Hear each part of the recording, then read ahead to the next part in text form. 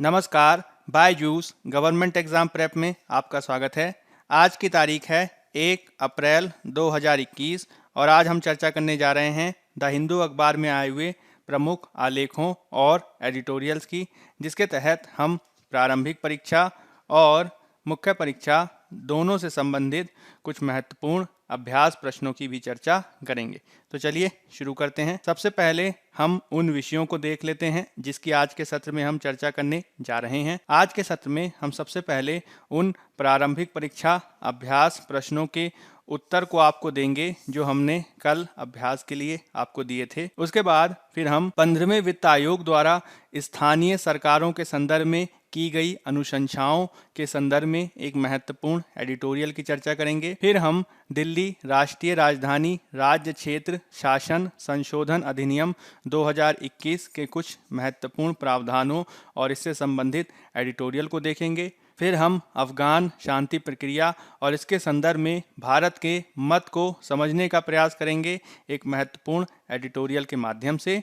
और फिर उसके बाद हम प्रारंभिक परीक्षा अभ्यास प्रश्न और मुख्य परीक्षा अभ्यास प्रश्न को देखेंगे, जिसमें मुख्य परीक्षा के संदर्भ में हम आपको उत्तर की संरचना को भी देने का प्रयास करेंगे। तो चलिए देख लेते हैं। सबसे पहले प्रारंभिक परीक्षा अभ्यास प्रश्न के उत्तर आपके समक्ष प्रस्तुत हैं। पहला प्रश्न है, हाल में चर्चा में रहने वाली तियाऊ नदी किस अंतर्राष्ट्रीय सीमा के एक भाग का निर्माण करती है? भारत चीन, भारत भूटान, भारत म्यांमार कि चीन म्यांमार? तो इसका सही उत्तर है सी, भारत म्यांमार। अगला प्रश्न है, निम्नलिखित कथनों में से कौन सा से कथन गलत है? लैंगिक अपराधों से बच्चों का संरक्षण पॉक्सो अधिनियम 2012 एक लिंग तटस्थ कानून है। यह अद्वितीय भी है क्योंकि यह अभियुक्त पर सबूत का भार अधिरोपित करता है। अधिनियम की एक और विशेषता यह है कि यह आपराधिक न्याय प्रणाली को बाल सुलभ बनाने और पुनः आघात को रोकने के लिए प्रक्रियाएं निर्धारित करता है। केवल एक,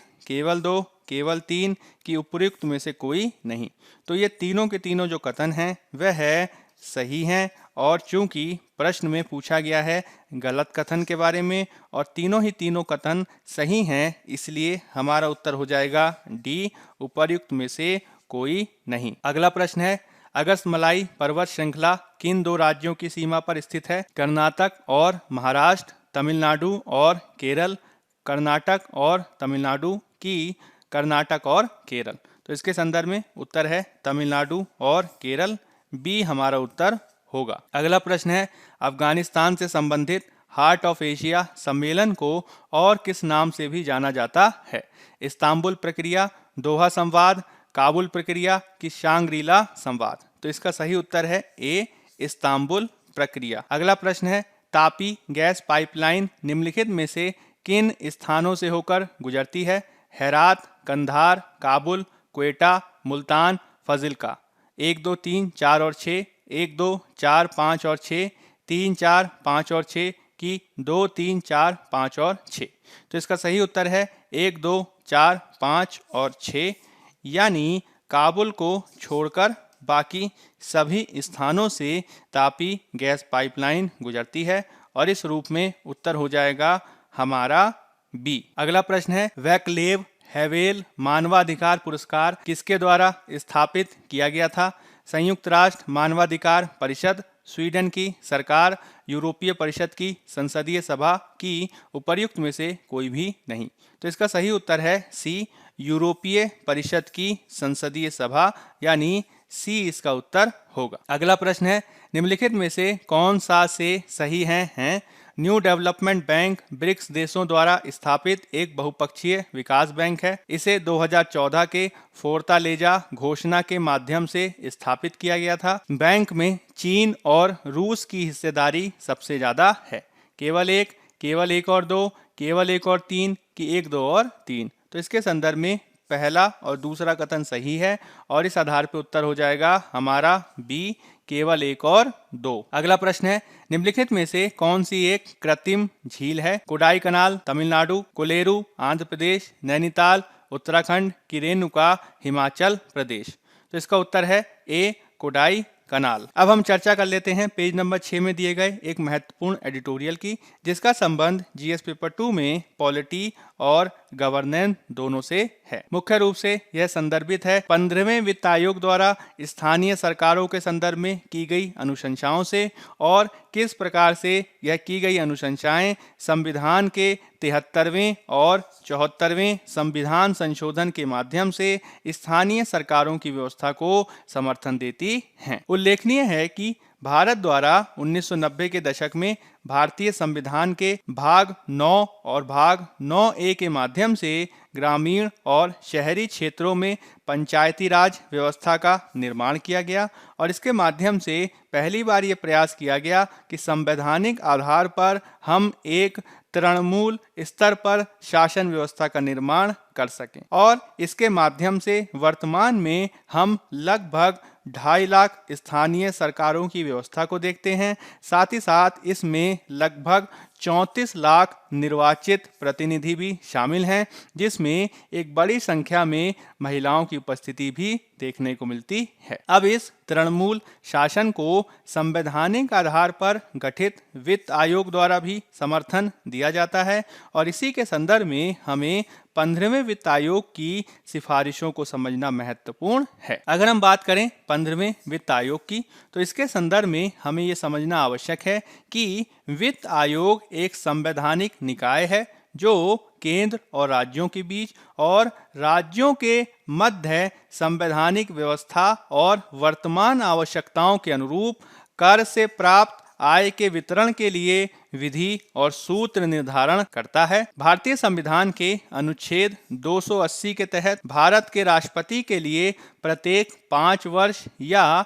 उससे पहले एक वित्त आयोग का गठन करना आवश्यक बनाया गया है और इसी के अनुरूप 15वें वित्त आयोग का गठन भारत के राष्ट्रपति के द्वारा नवंबर 2017 में NK सिंह की अध्यक्षता में किया गया। इसकी सिफारिशें 2021-22 से वर्ष 2025-26 तक 5 वर्ष की अवधि के लिए मान्य हैं और इसके द्वारा स्थानीय सरकारों के संदर्भ में भी महत्वपूर्ण अनुशंसाएं की गई हैं, जिसे हमें समझना होगा। इन स्थानीय सरकार अनुदान अनुशंसाओं में वित्त आयोग के द्वारा नगर पालिकाओं और स्थानीय सरकारी निकायों के लिए अनुदान की सिफारिश की गई है।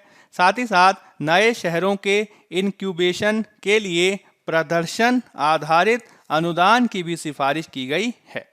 साथ ही साथ स्थानीय सरकारों में स्वास्थ्य अनुदान को भी दिया गया है और इस अनुदान की व्यवस्था के तहत हमें ये समझना होगा कि मूल अनुदान केवल उन शहरों या कस्बों के लिए प्रस्तावित है जिनकी आबादी 10 लाख है, यानी 10 लाख से अधिक आबादी वाले शहरों को 100% अनुदान million plus cities challenge fund के माध्यम से उनके प्रदर्शन के आधार पर दिया जाएगा, जिसमें उन शहरों का प्रदर्शन उनके द्वारा अनेक मानदंडों के आधार पर किया जाना है, जिसमें उनके द्वारा वायु गुणवत्ता की सुधार के क्षेत्र में किया गया प्रदर्शन, शहरी पेयजल आपूर्ति, स्वच्छता और ठोस अपशिष्ट प्रबंधन के क्षेत्र में किया गया प्रदर्शन महत्वपूर्ण होगा। इसकी अन्य महत्वपूर्ण विशेषताओं को यदि हम देखें तो यह देखा गया है कि किस प्रकार से लगातार वित्त आयोगों की श्रृंखला में हम ये देख रहे हैं कि किस प्रकार से स्थानीय सरकारों को दिए जाने वाले अनुदान में लगातार वृद्धि देखी जा रही है। जैसे कि पिछले वित्त आयोगों की तुलना में 15वें वित्त आयोग द्वारा काफ़ी अधिक हस्तांतरण किया गया है, जिसमें 11वें वित्त आयोग द्वारा स्थानीय सरकारों को लगभग 10,000 करोड़ का हस्तांतरण किया गया था।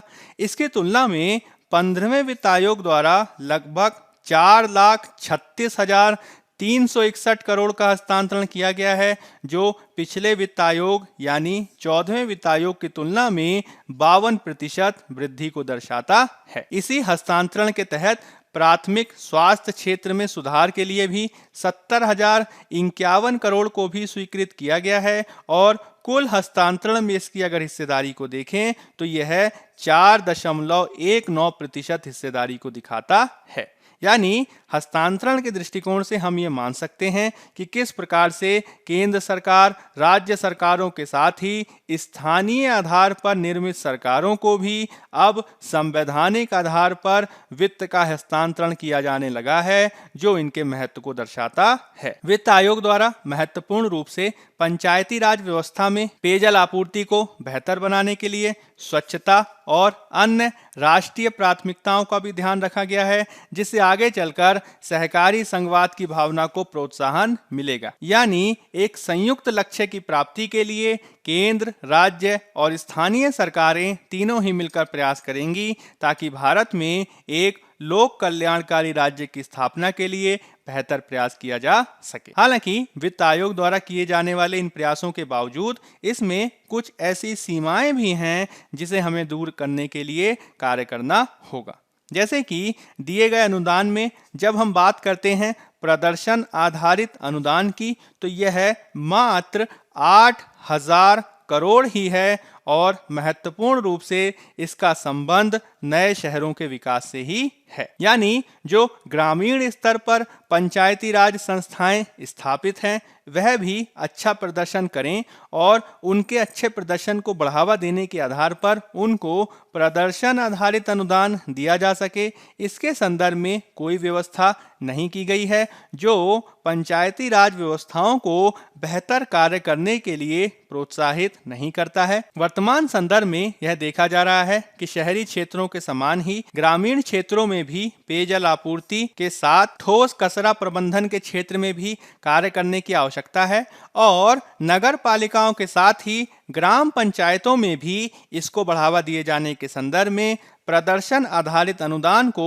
बढ़ाने की आवश्यकता है। यानी यह आवश्यक हो चला है कि हम न केवल ग्रामीण क्षेत्र में पंचायती राज संस्थाओं को बेहतर प्रदर्शन किए जाने के लिए प्रोत्साहित करें और इसके लिए प्रदर्शन आधारित अनुदान की व्यवस्था करें, साथ ही साथ शहरों में भी इसके संदर्भ में समान आधार पर कार्य करने की आवश्यकता है। इसके संदर्भ में कुछ अन्य महत्वपूर्ण सुधार भी ध्यान देने योग्य हैं, जैसे कि पंचायती राज संस्थाओं के खातों को समयबद्ध आधार पर ऑडिट किए जाने की आवश्यकता है और इसके आधार पर ही उन्हें अनुदान दिया जाना चाहिए। विशेष रूप से नगरीय क्षेत्रों में जो नगर पालिका, नगर निगम अवस्थित हैं वह अपनी खुद की क्षमता के आधार पर ही राजस्व अर्जित कर सकें, इसके लिए उनकी क्षमता का विस्तार करना होगा। विशेष रूप से इसके लिए हम शहरी क्षेत्रों में विद्यमान जो प्रॉपर्टी टैक्स, संपत्ति कर की अवधारणा है उसको नियमितता के आधार पर वसूलने की व्यवस्था कर सकते हैं और इसके संदर्भ में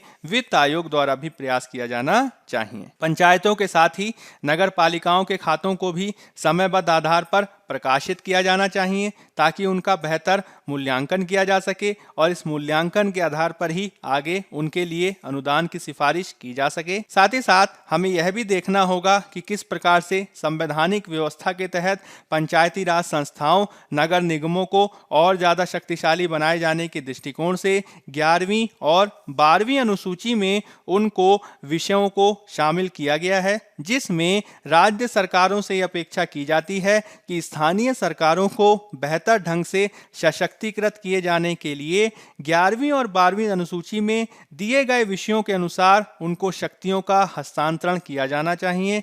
इस शक्ति के विकेंद्रीकरण के माध्यम से न केवल स्थानीय सरकारों को पेयजल आपूर्ति, प्राथमिक स्वास्थ्य क्षेत्र आदि में सशक्तिकृत किए जाने की आवश्यकता है, अपितु वे आर्थिक विकास और सामाजिक न्याय की स्थापना के लिए भी कार्य कर सकें, इसको भी किए जाने की आवश्यकता है।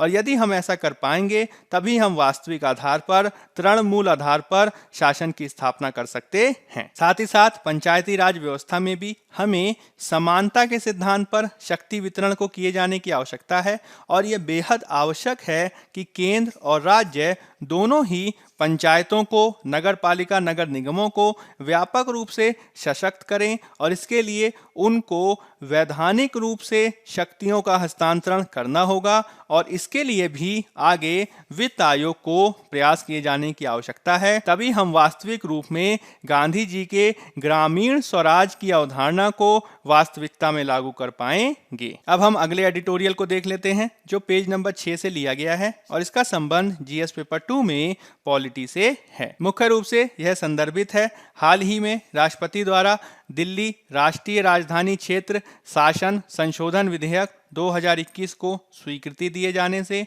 और इसके माध्यम से दिल्ली राष्ट्रीय राजधानी राज्य क्षेत्र शासन अधिनियम 1991 में संशोधन किया गया है, जो विधानसभा और दिल्ली के राष्ट्रीय राजधानी क्षेत्र सरकार के कामकाज में एक रूपरेखा प्रदान करता है। और इसके माध्यम से विधानसभा और राष्ट्रीय राजधानी क्षेत्र के उपराज्यपाल की कुछ जिम्मेदारियों और शक्तियों में कुछ महत्वपूर्ण संशोधन किए गए हैं, जिसे हम समझने का प्रयास करेंगे। यदि हम बात करें पृष्ठभूमि की, तो पिछले कुछ सालों में यह देखा जा रहा है कि किस प्रकार से दिल्ली की निर्वाचित सरकार और उपराज्यपाल के मध्य लगातार सत्ता का संघर्ष देखा गया है। यह सत्ता का संघर्ष आगे चलकर सुप्रीम कोर्ट तक भी पहुंचा और इसके संदर्भ में 2018 में सुप्रीम कोर्ट का एक महत्वपूर्ण फैसला आया, जिसमें भारत के सर्वोच्च न्यायालय ने माना कि उपराज्यपाल के पास स्वतंत्र निर्णय लेने की शक्तियां नहीं हैं और वे मंत्री परिषद की सहायता और सलाह पर कार्य करने के लिए बाध्य हैं।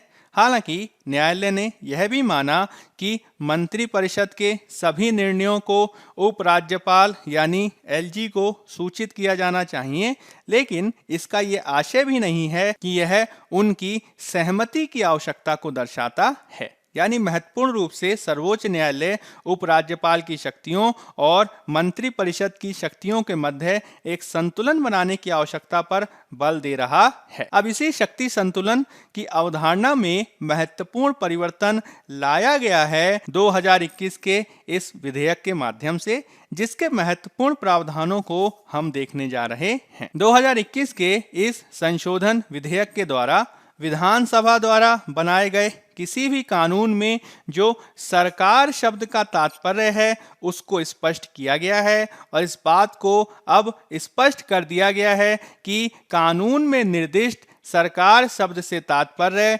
उपराज्यपाल यानी एलजी से होगा। साथ ही साथ इसके माध्यम से विधानसभा के लिए विधानसभा में कामकाज की प्रक्रिया और आचरण को विनियमित करने के लिए नियम बनाने का भी प्रावधान किया गया है। हालांकि यह भी व्यवस्था की गई है कि ये बनाए गए नियम लोकसभा के अनुरूप होने चाहिए। साथ ही साथ विधानसभा को कुछ कार्यों के संदर्भ में सीमाबद्ध भी किया गया है, जिसके तहत विधानसभा दिल्ली के एनसीटी के दैनिक प्रशासनिक मामलों पर विचार नहीं कर सकती है। साथ ही साथ प्रशासनिक निर्णयों के संदर्भ में भी कोई भी जांच आयोजित नहीं कर सकती है। साथ ही साथ कुछ ऐसे विधेयक भी जो विधानसभा द्वारा पारित किए गए हैं, उन्हें राष्ट्रपति के विचार के लिए उपराज्यपाल द्वारा आरक्षित किया जाना प्रस्तावित किया गया है। इन विधेयकों में शामिल होगा ऐसे विधेयक जो दिल्ली उच्च न्यायालय की शक्तियों को कम करते हों, जिसे राष्ट्रपति आरक्षित करने का निर्देश दे सकते हैं, अथवा ऐसे विधेयक जिनका संबंध अध्यक्ष, उपसभापति और विधानसभा के सदस्यों और मंत्रियों के वेतन भत्तों से हो। साथ ही साथ ऐसे विधेयक जो विधानसभा या राष्ट्रीय राजधानी राज्य क्षेत्र दिल्ली की आधिकारिक भाषाओं से संबंधित हों या फिर विधानसभा की शक्तियों के दायरे के बाहर किसी भी मामले को इसमें शामिल किया जा सकता है। साथ ही साथ प्रस्तावित विधेयक के माध्यम से यह स्पष्ट कर दिया गया है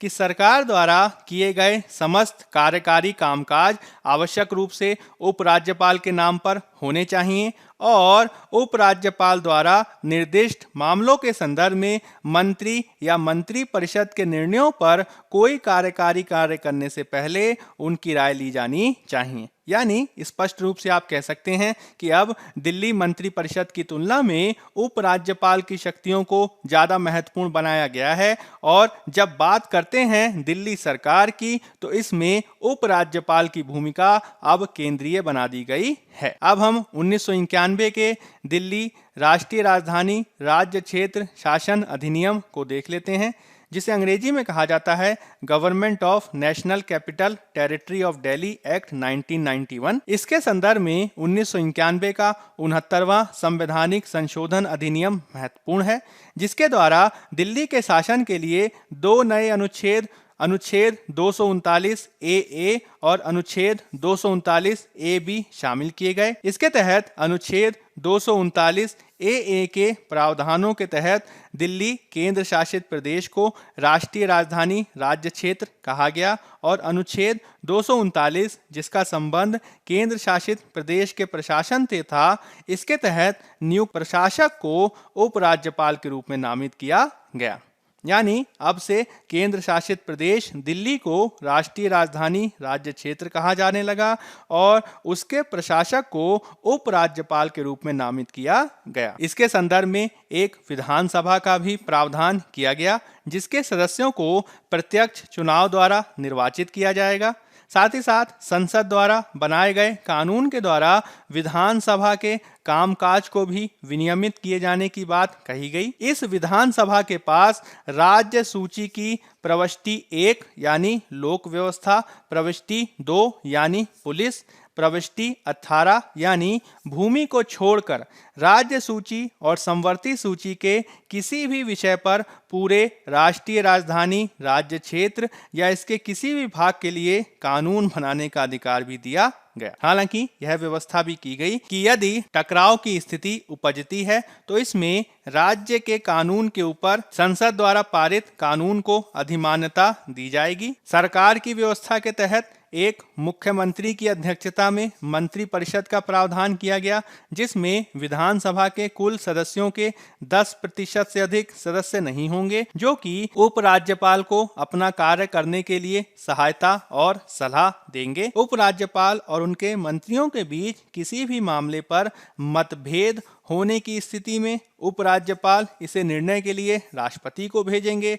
हालांकि किसी अति आवश्यक मामले में वह स्वयं से भी त्वरित कार्यवाही कर सकते हैं। मुख्यमंत्री की नियुक्ति राष्ट्रपति के द्वारा की जाएगी और अन्य मंत्रियों की नियुक्ति राष्ट्रपति के द्वारा मुख्यमंत्री की सलाह पर की जाएगी। यदि हम बात करें अनुच्छेद 239 ए बी की, तो ये संबंधित है संवैधानिक ढांचे की विफलता की स्थिति में राष्ट्रपति शासन लगाए जाने से। इस प्रकार से यदि देखा जाए तो दिल्ली राष्ट्रीय राजधानी क्षेत्र शासन संशोधन विधेयक 2021 के माध्यम से अब दिल्ली की निर्वाचित सरकार के ऊपर उपराज्यपाल को अधिक अधिकार दिए गए हैं। बहुत सारे विशेषज्ञों द्वारा इसके अनेक लाभ भी बताए गए हैं, जिसके तहत ये कहा गया है कि किस प्रकार से अब दिल्ली सरकार और उपराज्यपाल के मध्य अधिकारों की व्यवस्था में ज्यादा स्पष्टता लाई गई है, किस प्रकार से इसके माध्यम से नियम आधारित फ्रेमवर्क की स्थापना की गई है, किस प्रकार से इसके माध्यम से दिल्ली सरकार केंद्र सरकार के बीच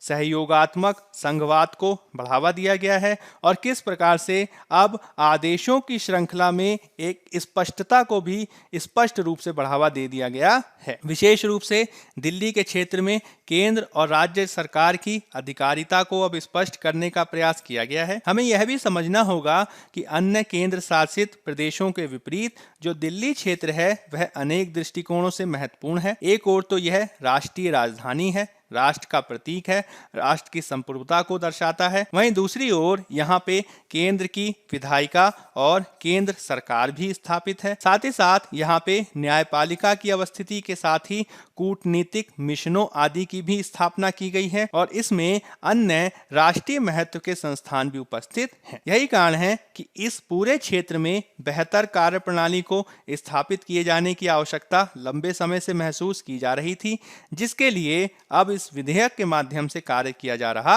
है। इस प्रस्तावित संशोधन के माध्यम से यह आशा की जा रही है कि यह दिल्ली सरकार और केंद्र सरकार के मध्य विद्यमान संघर्ष की स्थिति को कम करेगा। साथ ही साथ यह उपराज्यपाल और निर्वाचित सरकार के मध्य परस्पर सहयोग को बढ़ावा देगा, जिसके तहत भारत के लोगों का, दिल्ली के लोगों का कल्याण होना संभव हो सकेगा और इसी के साथ ही सरकार भी अब सामंजस्यपूर्ण ढंग से कार्य करने के लिए सक्षम हो सकेगी और एनसीटी के लोगों को वास्तविक प्रतिनिधित्व प्रदान किया जा सकेगा। इसके संदर्भ में ही इस पूरी व्यवस्था को समझे जाने की आवश्यकता है। अब हम देख लेते हैं पेज नंबर 6 में दिए गए एक अन्य एडिटोरियल को, जो जीएस पेपर 2 में आईआर से संबंधित है। महत्वपूर्ण रूप से यह संदर्भित है भारत के विदेश मंत्री द्वारा ताजिकिस्तान के दुशांबे में आयोजित 9वीं हार्ट ऑफ एशिया यानी इस्तांबुल प्रक्रिया में भाग लेने से, और इसमें भारत के विदेश मंत्री द्वारा एक दोहरी शांति का आह्वान किया गया है जो अफगानिस्तान के भीतर और अफगानिस्तान के आसपास शांति को दर्शाता है। साथ ही साथ भारत के द्वारा अंतरा अफगान वार्ता यानी अफगान सरकार और तालिबान के मध्य वार्ता का भी समर्थन किया गया है, जो भारत के पूर्व में लिए गए स्टैंड से एक अलग दृष्टिकोण को दर्शाता है। यदि हम बात करें heart of Asia Istanbul process की, तो इसकी स्थापना नवंबर 2011 में तुर्की के इस्तांबुल में की गई और यह अफगानिस्तान को केंद्र में रखकर ईमानदार और परिणाम उन्मुख क्षेत्रीय सहयोग के लिए एक मंच प्रदान करता है। यह इस तथ्य को भी मान्यता देता है कि एक स्थिर और सुरक्षित अफगानिस्तान हार्ट ऑफ एशिया क्षेत्र की समृद्धि के लिए महत्वपूर्ण है और यह मंच अफगानिस्तान और इसके पड़ोसियों क्षेत्रीय भागीदारों की साझा चुनौतियों और हितों को संबोधित करने के लिए स्थापित किया गया था। हार्ट ऑफ एशिया में 15 भागीदार देश यानी पार्टिसिपेटिंग कंट्रीज, 17 समर्थक देश सपोर्टिंग कंट्रीज और 12 समर्थक क्षेत्रीय और अंतर्राष्ट्रीय संगठन शामिल हैं और भारत इसमें एक भागीदार देश के रूप में अपनी उपस्थिति दर्ज करा रहा है। यदि हम भागीदार देशों के बारे में बात करें तो इसमें अफगानिस्तान, पाकिस्तान, अजरबैजान, रूस, चीन, सऊदी अरब, भारत, ताजिकिस्तान, ईरान, तुर्की, कजाकिस्तान, तुर्कमेनिस्तान, किर्गिस्तान, संयुक्त अरब अमीरात और उज्बेकिस्तान की महत्वपूर्ण भागीदारी है। इसको आप इस मानचित्र के माध्यम से भी देख सकते हैं कि किस प्रकार से एशिया के क्षेत्र में अफगानिस्तान की स्थिति काफ़ी महत्वपूर्ण है और विशेष रूप से यदि हम बात करें मध्य एशिया में शांति व्यवस्था को बढ़ावा देने के लिए, दक्षिण एशिया में शांति व्यवस्था को बढ़ावा देने के लिए, तो इसके संदर्भ में अफगानिस्तान में शांति व्यवस्था कायम करना सबसे ज़्यादा महत्वपूर्ण है। इसी के चलते हार्ट ऑफ एशिया सम्मेलन के माध्यम से इस क्षेत्र विशेष में शांति व्यवस्था को बढ़ावा देने के लिए लगातार प्रयास किया जाता रहा है। अफगानिस्तान में शांति प्रक्रिया की दशा किस प्रकार से रहे, तालिबान को लेकर किस प्रकार का दृष्टिकोण रहे, इसको लेकर नई दिल्ली के दृष्टिकोण में एक नवीन परिवर्तन देखा गया है। इससे पहले 1990 और 2000 के दशक में भारत के द्वारा तालिबान से किसी भी प्रकार की बातचीत नहीं किया जाने की बात कही जाती रही थी। हालांकि वर्तमान में परिस्थितियां बदली हैं और इन बदली परिस्थितियों में ही अब भारत भी एक नवीन दृष्टिकोण को अपना रहा है। यदि हम एक पृष्ठभूमि के बारे में बात करें तो 1990 के बाद से ही अफगानिस्तान में तालिबान के द्वारा हिंसा फैलाई जाती रही है। हालांकि 2001 में जब अमेरिका ने तालिबान अल-कायदा को समाप्त करने के लिए अफगानिस्तान पर हमला किया तो ये आशा की जा रही थी कि तालिबान को पूर्ण रूप से समाप्त किया जा सकेगा।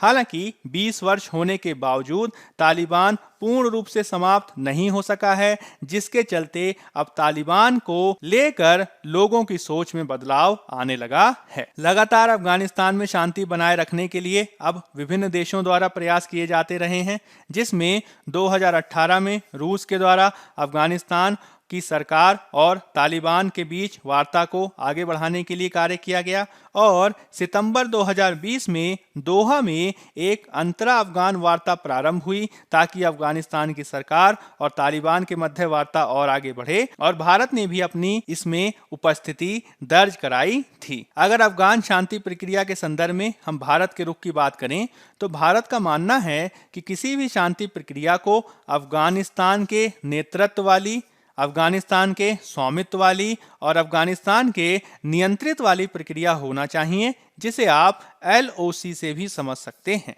यानी अफगान लेड, अफगान ओन्ड और अफगान कंट्रोल्ड शांति प्रक्रिया। और साथ ही साथ इसे अफगानिस्तान की राष्ट्रीय संप्रभुता और क्षेत्रीय अखंडता का सम्मान करना होगा और अफगानिस्तान में एक लोकतांत्रिक इस्लामी गणराज्य की स्थापना में हुई प्रगति को भी संरक्षित करना होगा। विशेष रूप से किसी भी अपनाई जाने वाली शांति प्रक्रिया के संदर्भ में अल्पसंख्यकों और महिलाओं के हितों को संरक्षित करना होगा और साथ ही साथ देश और उसके पड़ोस में हिंसा के मुद्दे को भी प्रभावी ढंग से संबोधित करने के लिए प्रयास करना होगा। अमेरिका द्वारा भी फरवरी 2020 के बाद से ही तालिबान से वार्ता किए जाने के संदर्भ में प्रयास किए गए हैं, जिसमें नवीन अमेरिकी राष्ट्रपति जो बाइडेन के द्वारा इस शांति व्यवस्था के संदर्भ में 2 महत्वपूर्ण प्रस्ताव रखे गए हैं, जिसमें अफगानिस्तान में विभिन्न युद्धरत दलों यानी पार्टीज के द्वारा एक संक्रमणशील यूनिटी सरकार का निर्माण किया जाना और दूसरा संयुक्त राष्ट्र संघ के नेतृत्व में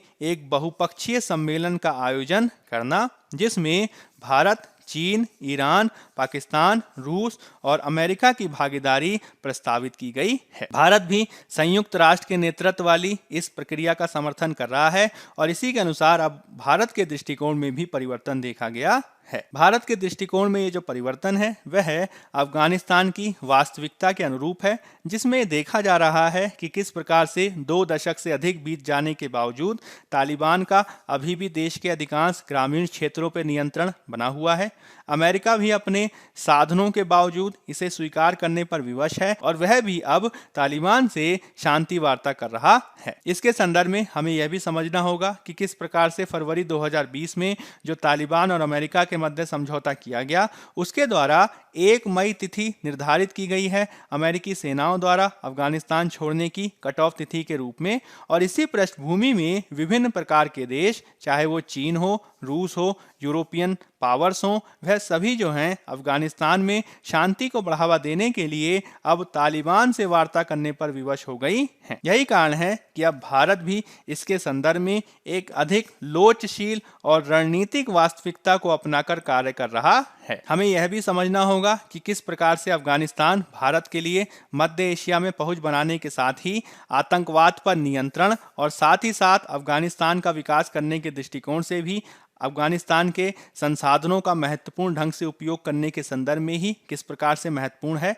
और यही कारण है कि हाल के दशकों में भारत अफगानिस्तान में व्यापक आधार पर निवेश कर रहा है, जिनका संबंध शिक्षा, ऊर्जा, सिंचाई और अवसंरचनात्मक विकास से है। भारत द्वारा अफगानिस्तान को कोरोना की वैक्सीन भी दी गई है और हाल ही में भारत द्वारा काबुल के निकट शहतूत बांध के निर्माण के संदर्भ में भी एक समझौता किया गया है। यही कारण है कि पिछले 2 दशकों में भारत ने अफगानिस्तान में जो महत्वपूर्ण उपलब्धियां हासिल की हैं, वह उपलब्धियां कहीं एकाएक समाप्त ना हो जाएं। यही कारण है कि अब भारत बदलती हुई परिस्थितियों में तालिबान के साथ वार्ता करने के लिए और उसके साथ शांति व्यवस्था में भागीदारी करने के लिए राजी हुआ है। और इसके संदर्भ में भारत लगातार ये प्रयास कर रहा है कि हम किस प्रकार से शांति व्यवस्था के तहत वार्ता प्रक्रिया के माध्यम से तालिबान को हिंसा छोड़ने के लिए हम बाध्य कर सकें और किस प्रकार से तालिबान आगे चलकर लोकतांत्रिक प्रक्रिया में भी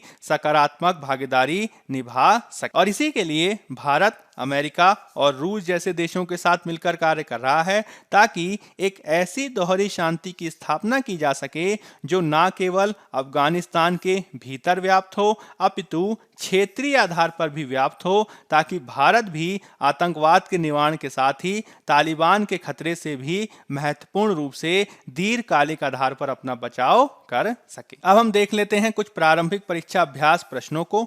आपको इन प्रश्नों का जवाब कमेंट बॉक्स में देना है, कल हम आपको इसका उत्तर बताएंगे। पहला प्रश्न है, निम्नलिखित में से कौन से कथन सही हैं?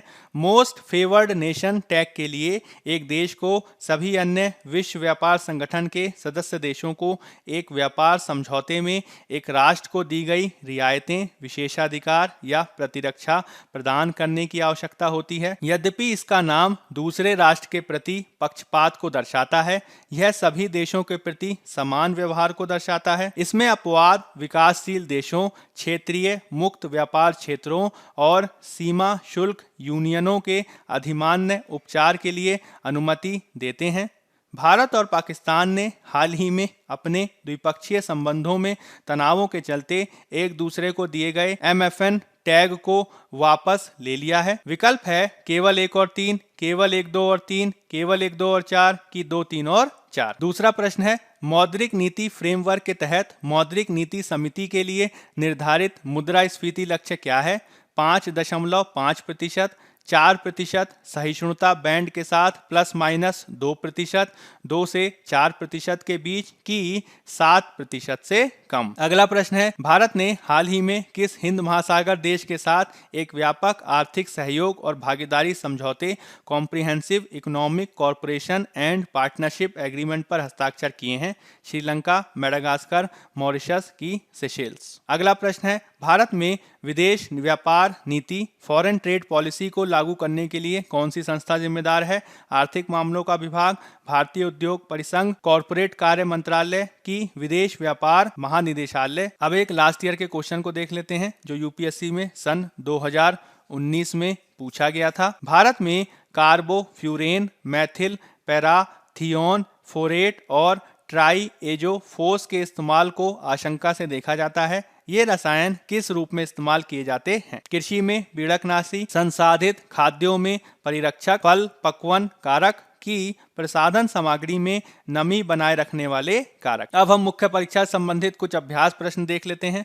पहला प्रश्न है, 15वें वित्त आयोग प्रस्तावों में स्थानीय सरकारों को क्षेत्रीय समता इक्विटी देने के लिए सशक्त बनाने का लक्ष्य अभी भी दूर है, चर्चा करें। 250 शब्द, 15 अंक। दिल्ली राष्ट्रीय राजधानी राज्य क्षेत्र शासन अधिनियम 1991 में किया गया संशोधन बिना किसी संदेह के परिभाषित करता है कि दिल्ली के अनूठे मामले में कौन सरकार का प्रतिनिधित्व करता है, व्याख्या करें। 250 शब्द, 15 अंक। जब हम बात करते हैं चर्चा करें की, तो चर्चा करें के तहत आपको अधिक से अधिक आयामों को अपने उत्तर में शामिल करना चाहिए। और जब हम बात करते हैं व्याख्या करें के तहत, इसके तहत ना केवल आपको कथन की व्याख्या करनी चाहिए, साथ ही साथ इसके तहत आप विविध प्रकार के उदाहरण और प्रावधानों को भी दे सकते हैं। सबसे पहले उत्तर संरचना 1 को देख लेते हैं। इसकी भूमिका के तहत आप वित्त आयोग का एक संक्षिप्त परिचय देंगे और फिर आप 15वें वित्त आयोग द्वारा स्थानीय सरकारों के संदर्भ में की गई अनुशंसाओं को संक्षिप्त रूप में वर्णित करेंगे। फिर आपको अनुशंसाओं के लाभों की चर्चा करनी है और साथ ही साथ सीमाओं को भी व्याख्यायित करना है। विशेष रूप से इसके तहत आप क्षेत्रीय समता के सिद्धांत को लागू करने से संबंधित तथ्यों की चर्चा करेंगे, जिसके तहत आप इस बात पर बल देंगे कि किस प्रकार से केंद्र सरकार राज्य सरकार के समान ही क्षेत्रीय सरकारों को भी अनुसूची 11 और अनुसूची 12 में वर्णित विषयों के अनुरूप शक्ति संपन्न किए जाने की आवश्यकता है। और इसके तहत आप स्थानीय सरकारों को और अधिक सशक्त बनाने से संबंधित कुछ सुझाव भी दे सकते हैं। फिर आप इसके संदर्भ में एक उपयुक्त सकारात्मक निष्कर्ष प्रदान करेंगे। अगर हम बात करें दूसरे उत्तर की संरचना के बारे में, तो इसकी भूमिका में आप दिल्ली राष्ट्रीय राजधानी राज्य क्षेत्र शासन अधिनियम 1991 का परिचय देंगे और फिर आप दिल्ली राष्ट्रीय राजधानी राज्य क्षेत्र शासन अधिनियम 1991 में हाल ही में किए गए संशोधन के महत्वपूर्ण प्रमुख प्रावधानों की व्याख्या करेंगे। विशेष रूप से इसमें सरकार शब्द के संदर्भ में लाई गई स्पष्टता को व्याख्यायित करेंगे और साथ ही साथ दिल्ली की विशेष स्थिति को व्याख्यायित करते हुए हाल ही में किए गए संशोधन के लाभों की भी चर्चा करेंगे। फिर आप इसमें चाहें तो कुछ अपनी तरफ से सुझाव भी दे सकते हैं और फिर जो है आप एक उचित सकारात्मक निष्कर्ष प्रदान करेंगे। बायजूस गवर्नमेंट एग्जाम प्रेप के आज के इस अंक के माध्यम से हमने कुछ महत्वपूर्ण एडिटोरियल्स की आपके साथ चर्चा की। हम आशा करते हैं कि आपको हमारे कार्यक्रम पसंद आ रहे होंगे, तो आप अधिक से अधिक इसको लाइक, शेयर और सब्सक्राइब करें। आज के अंक में फिलहाल इतना ही। धन्यवाद।